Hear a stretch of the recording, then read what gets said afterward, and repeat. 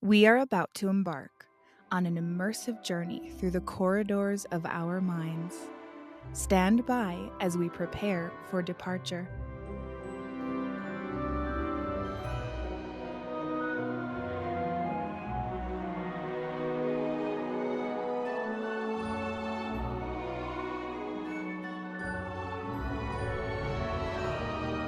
Welcome aboard, everyone, to the Productivity with Peace of Mind podcast adventure.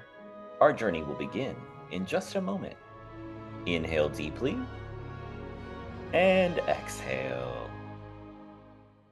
Our voyage takes us on a captivating tour, diving deep into the intricate layers of our thoughts and imagination. Brace yourselves for the complexities of our evolution.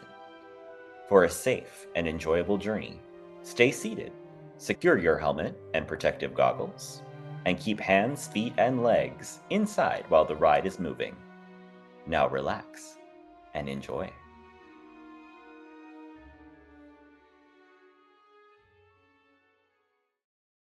What if this chase and drive to do the most, accomplish the most, crush the to-do list, reach some level of achievement is all at the sacrifice of our nervous system? Well, it might just be, and that's kind of what I want to talk to you about today, because I thought I was doing everything right. I recently started real estate school, and it's the online virtual self-paced version. Of course, you still have your Q&As and different calls and classes and check-ins with your instructors, but 90% of the course is at your own pace. So I started the new course, came up with a plan. I thought it was pretty darn solid.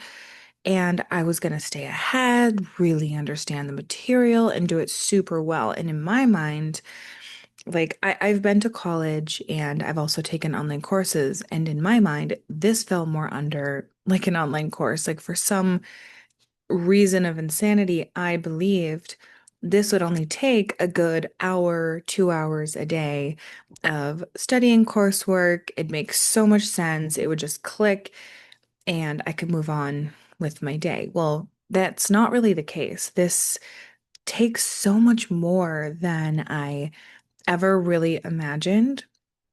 And so a couple of things happened. In wanting to do it really well, I went really, really deep with each module, page, course, math problem, vocab list, etc. Just like rehearsing it and rehearsing it. And the intention was to memorize and know it like the back of my hand. Well, it ended up taking me a lot longer to get through each chapter of content than I ever imagined. Very quickly, I hit this wall and my dashboard started flashing at me that I was behind. And if you are any bit of a perfectionist or have high standards for yourself, seeing a dashboard with a red alert on top for whatever it is you're working on, telling you that you're behind every day isn't really a good feeling. And here's the other part. The material wasn't necessarily sticking, not all of it, like some of it. Conceptually, I was grasping it, right? I was understanding what I was learning, but I wasn't memorizing at all. And I would forget what I had just spent so much time learning. I was stressing, like deeply stressing over math problems, and I would shut down. And it kind of stopped being about the school itself, and it started to be about my inner critic and my childhood wounds and worries of I'm not good enough. I can't do this. I'm not smart enough. I end up failing everything. Nothing ever works out in the long run. But I realized something really, really important. And that is that I was sacrificing my nervous system to the altar of quote unquote doing the most. And I know that if you're a high achiever, if you are highly ambitious, you know that feeling of realizing oh, I just sacrificed myself and my own well-being just for the sake of doing more or doing, quote, enough, right? Doing what other people might either say is good enough, or even worse, what we think other people might say is good enough or impressive, right? Sometimes it's our own projection of what we think they'll accept or be proud of. So today I want to talk to you about this pattern because it can look really productive when we are pushing and grinding and getting so much done, but it actually slows us down in the long run when we try to do everything and do more than anyone and do what is super duper impressive. And if we don't catch it, that's when it turns into that burnout, doubting ourselves, always feeling like we're behind. My gosh, I've spent so much of my life just draining my energy like a hole in a boat, worrying about how behind I am in life in general, right? Not even in a task or a project, but in general in life, feeling like I'll never catch up to the world. So I felt like I had to run full speed my entire life just to like not even be great, but just to like bare minimum survive and be good enough, which in retrospect, looking back, you hearing me say that or me saying it out loud to you, we're both like, yeah, that's not true. But in the moment, that's so much harder to see. So let's take a look at what that looked like when I was, quote, doing the most for this specific example of taking on this program and not realizing how much work it was actually going to take and actually be. So for me, it looked like this.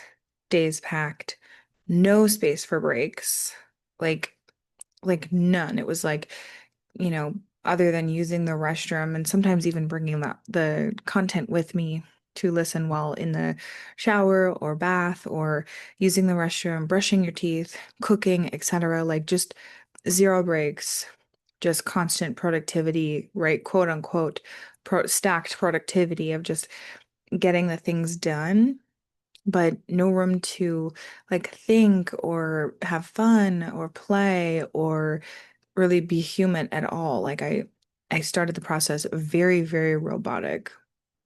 I would be guzzling my mushroom coffee, going through the content, through the quizzes, back to back, trying to stay ahead, really no pause. Like I literally didn't even block off the weekends.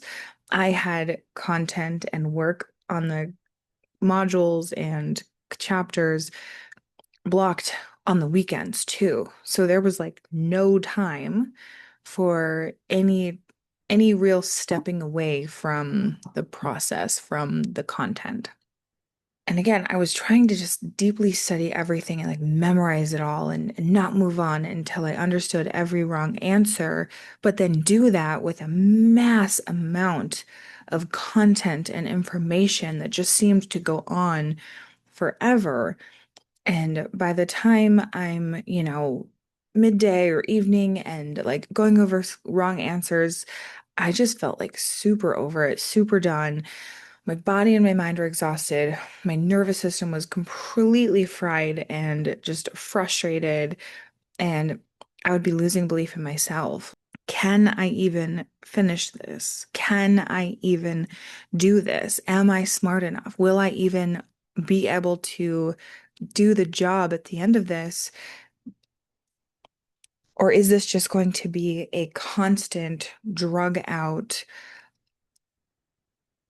failure and reminder of how, quote, dumb I am? Remember, this is my inner critic talking, not me, logically, right? I know that's not true. You know that's not true about yourself, but our inner critic and our inner committees can be really cruel sometimes. And that's how it can sound, especially when we're measuring our success in the wrong ways. Like for me, it was quiz scores. So I would study a chapter and go through all the units and take all the quick checks and, go over with my AI over and over and over with the questions on which ones I got wrong and why am I not understanding it? What is it that I'm missing, right? To go over and over and over and using Notebook LM to have the content explained back to me over and over and over. And then I'd get a 60% or a 70%. And I felt like, okay, if I like, am I just really bad at this? Right? So if I don't do well at it, it must mean something bad about me as a person, when in reality, if you've never spoke French and then you study French and then you're quizzed on French, you may as well, you may also get a 60 or 70% or even less, right? Because retention doesn't work like see the material, take in the material locked in and memorized forever, right? Retention, there's always a percentage. And so understanding that the quiz is just showing you what's sticking and what isn't. And also going back and just like beating the content to death of repeated reviews of what I got wrong. Now that I'm weeks beyond that portion of it, I don't even remember what the ahas were or what I was supposed to memorize. And what I've realized is that's not what matters. Because when we are so focused on what it means about us, it doesn't just tire us out, it messes with who we believe we are, like our identity as a human being. And we start to ask those questions that I was asking myself. Am I even capable? Am I even smart enough? Can I actually do this? Is there something wrong with me? Right? That's what we start to ask when that nervous system is completely and just overtly overwhelmed. But after enough time of that dashboard just staring at me and blinking at me, right? Not literally blinking, but my nervous system sure felt like it was about being behind. I realized I had to let go, not like of the goal of or of the school, but how I thought about it, how I approached it, how I was showing up for myself and with myself every single day. I had to stop trying to memorize every little detail, every little math equation. I had to trust that this is an exposure era. This is a time of just getting exposed to the new content, right? Like if you're learning French, you're just kind of getting that exposure. Eventually, later, it will click and it will all come together and come full circle. But right now, it's about exposure and getting familiar with brand new information I've never seen or heard anymore that truly feels like a completely new language. And then also being curious, trusting that I'll continue to do the thing I need to do every day, which is learn, read, take the quizzes, and just sit down and do the thing, right? Because we get to where we're going because we start with one plan, learn what works along the way, and then evolve, right? Because you uncover the parts of the plan you could never see when you started by doing the thing, by showing up, by going through that process to actually finish where you want to go, get across the finish line you set to cross by starting, by doing. Every plan you make does not need to be followed exactly as you set it. It needs to be evolved. It needs to grow. It needs room to breathe, just like you do. And when we start off trying to just do everything perfectly, and like, sure, maybe we start that way in the beginning, but if we continue that and hold on to that perfection, hold on to no, I have to do it this way, I have to show up this way, etc., it's just going to block us and it's going to block our ability to evolve, to learn what actually works, to make the shifts that actually get us across that finish line that if we didn't make it, we'd never reach that point. Whereas when I started, I wouldn't move on until it was perfect. I measured my progress by my own performance, and my body felt that. It felt exhausted, it felt shut down. And now, once I focused on just getting familiar, not being perfect, just letting my body and mind get exposed to the content material, I measure my progress now by just moving forward. And I feel calmer. I feel less nervous and I trust myself more. It's not perfect, right? It's still stressful. And my goal didn't necessarily change. I just changed how I'm showing up for that goal, right? The end goal doesn't change. Finish the school, start the job, right? That's all still the same.